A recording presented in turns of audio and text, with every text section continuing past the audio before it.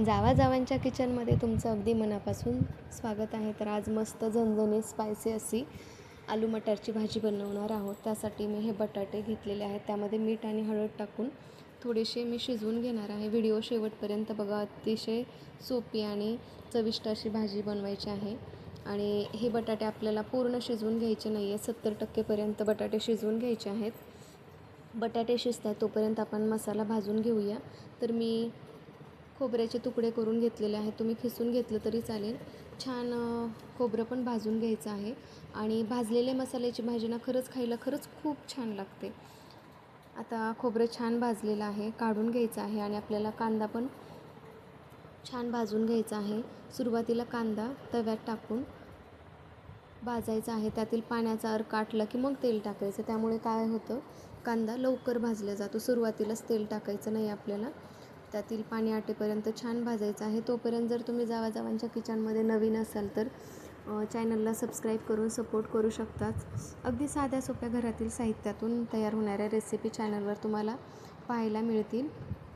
तर मस्त पाणी आटलेलं आहे कांद्यातील. आता तेल टाकून छान सोनेरी रंग होईपर्यंत भाजून घ्यायचा आहे. आणि छान कांदा भाजायचा आहे. त्यामुळे भाजीचा रंग पण खरंच खूप छान येतो. आणि भाजीचा स्पायसीपणा वाढवण्यासाठी आपण 2-3 हिरव्या मिरच्या, अद्रकचे तुकडे टाकायचे आहेत आणि लसणाच्या पाकळ्या टाकायच्या आहेत. आणि थोडंसं ह्याच्यामध्ये तेलामध्ये ह्याला फ्राय करून घ्यायचं आहे. आणि टोमॅटो सगळ्यात शेवटी टाकायचं आहे. याला जास्त काही भाजायची गरज नाही आहे.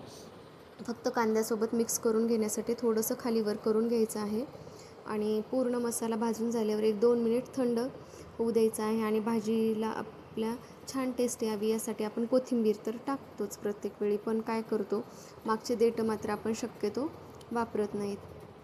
तर काय करायचं आहे, कोथिंबिरीचे जे मागचे देठं असतात ना ते पण टाकायचं आहे. कोणतीही मसाल्याची भाजी बनवताना तुम्ही देठं आवश्यक टाका, त्यामुळे भाजी छान होते. आता सर्व एकत्र करून घेतलेलं आहे खोबरं आणि पूर्ण मसाला, याची आपल्याला छान अशी पेस्ट बनवून घ्यायची आहे. आणि आता मी कढईमध्ये तेल टाकते. 4 पळ्या तेल टाकलेलं आहे. खोबरं आहे त्यामुळे भाजीला तेल हे सुटणारच आहे.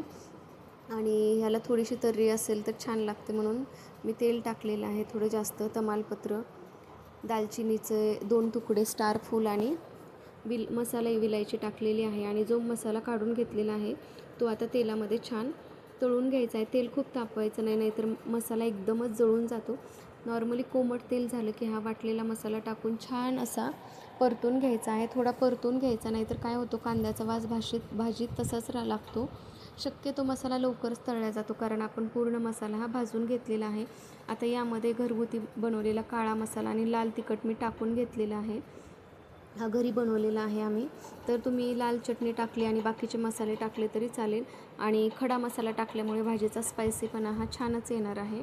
आणि मस्त असे हिरवेगार ताजे फ्रेश मटार आता या मसाल्यामध्ये टाकणार आहे. आणि फ्रेश वस्तूची जी टेस्ट लागते ना ती प्रिझर्वेटिव्हची खरंच लागत नाही. त्यामुळे ज्या त्या सीझनमध्ये जे ते भेटतं ते खाऊन घ्यायचं आहे. आणि मस्त या मसाल्यामध्ये हे मटार आता फ्राय करून घ्यायचे आहेत. किती दिसायलाच सुंदर दिसत आहेत ना, हिरवेगार असे दिसत आहेत.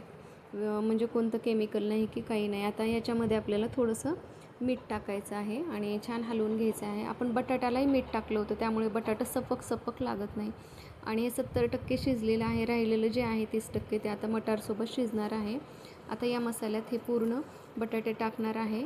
आणि बटाट्याला मीठ अवश्य टाका, कारण कधीकधी भाजीमध्ये बटाटा सपक लागतं ना, तर शिजतानाच त्या मिठाचा अर्क बटाट्यामध्ये उतरतो आणि खायला खरंच खूप छान लागतं. तुम्ही ही भाजी एकदम घट्ट करू शकता किंवा थोडी पातळ किंवा मीडियम करू शकता. आता मी ही भाजी मीडियम करणार आहे. जास्त घट्ट पण नाही आणि जास्त पातळ पण नाही.